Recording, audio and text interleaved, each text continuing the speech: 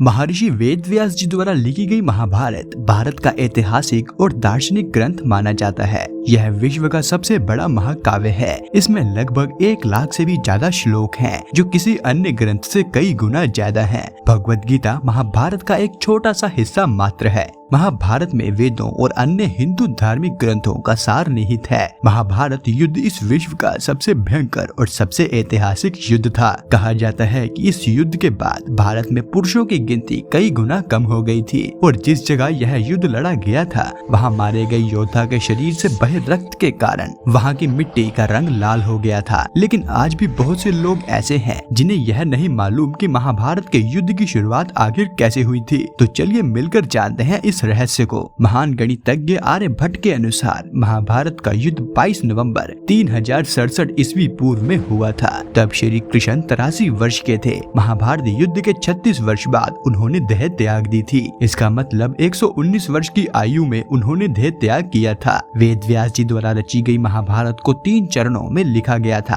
पहले चरण में 8800 श्लोक थे, दूसरे चरण में 24,000 और तीसरे चरण में 1 लाख श्लोक लिखे गए थे। कुछ विद्वानों का मानना है कि महाभारत में वर्णित सूर्य और चंद्र ग्रहण के अध्ययन से यह पता चलता है कि इसकी रचना 31वीं सदी ईस्वी पूर्व में हुई थी। महाभारत का युद्ध कुरुक्षेत्र में लड़ा गया था। कुरुक्षेत्र हरियाणा में स्थित है। लड़ाई के लिए कुरुक्षेत्र का चयन श्री कृष्ण ने ही किया था। श्रीमद् भगवद गीता के प्रथम श्लोक में ही कुरुक्षेत्र को धर्म क्षेत्र कहा गया है और इस धर्म क्षेत्र में ही महायुद्ध का आरंभ हुआ था। लेकिन इस युद्ध के पहले भी कौरवों और पांडवों के बीच एक रणभूमि ऐसी सजी थी जिसने पांडवों को असल युद्ध की ओर मोड़ दिया था। वह युद्ध भूमि कोई और नहीं बल्कि हस्तिनापुर का वह महल था जिसमें जुआ खेलने के लिए शकुनी द्वारा पांडवों को निमंत्रित किया गया था। इस महल रूपी रणभूमि में ही द्रौपदी का चीरहरण हुआ था, जिसके बाद पांडवों में कौरवों से बदला लेने की आग और भी अधिक बढ़ गई थी। कुरुक्षेत्र में कौरवों और पांडवों के मध्य कुरु साम्राज्य के सिंहासन की प्राप्ति के लिए युद्ध लड़ा गया था। हालांकि युद्ध लड़े जाने के और भी कई कारण थे। कहते हैं कि यदि कौरव पांडवों को 5 गांव दे देते तो युद्ध नहीं होता। दूसरा कारण यह था कि यदि कौरव और पांडव जुआ नहीं खेलते तो यह युद्ध नहीं होता। तो चलो यदि जुआ खेल भी लिया तो द्रौपदी को दांव पर नहीं लगाते तो यह भी युद्ध टाला जा सकता था। तीसरा कारण यह था कि यदि द्रौपदी दुर्योधन को अंधे का पुत्र अंधा नहीं कहती तो उसका चीरहरण नहीं होता और ना ही युद्ध होता। और यदि युद्ध तय हो ही गया था तो दोनों सेनाएं अपने अपने अस्त्र और शस्त्र दोनों ही अलग अलग प्रकार के घातक हथियारों के साथ आमने सामने खड़ी थी। अस्त्र उसे कहा जाता है जो किसी मंत्र या किसी यंत्र द्वारा संचालित होते हैं और शस्त्र उसे कहते हैं जो हाथों से चलाए जाते हैं। महाभारत युद्ध से पूर्व पांडवों ने अपनी सेना का पड़ाव कुरुक्षेत्र के पश्चिमी क्षेत्र में सरस्वती नदी के दक्षिणी तट पर डाला था। कौरवों ने कुरुक्षेत्र के पूर्वी भाग में वहां से कुछ योजन की दूरी पर एक समतल मैदान में अपना क्षेत्र डाला था। दोनों ओर के शिविरों में सैनिकों के भोजन और घायलों के इलाज की उत्तम व्यवस्था थी। इन दोनों शिविरों के मध्य 40 किलोमीटर का एक घेरा छोड़ा गया था जहां की युद्ध लड़ा जाना था।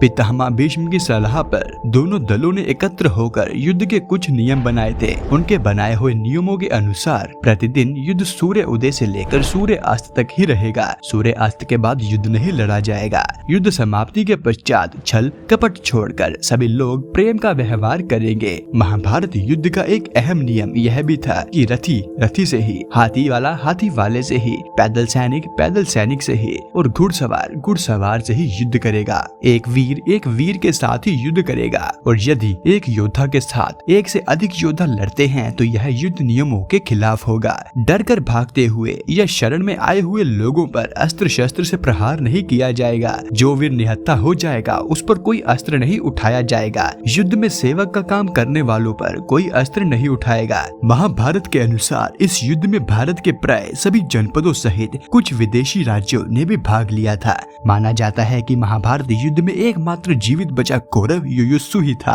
और 24,165 कौरव सैनिक लापता हो गए थे। जबकि महाभारत के युद्ध के पश्चात कौरवों की तरफ से 3 और पांडवों की तरफ से 15 यानी कुल 18 योद्धा ही जीवित बचे थे। तो मित्रों यह था आज का हमारा वीडियो। अगर आपको इस वीडियो के माध्यम से महाभारत से संबंधित कुछ नया जानने को मिला हो तो वीडियो को लाइक करना ना भूलें और यह वीडियो देखने के लिए आपका धन्यवाद।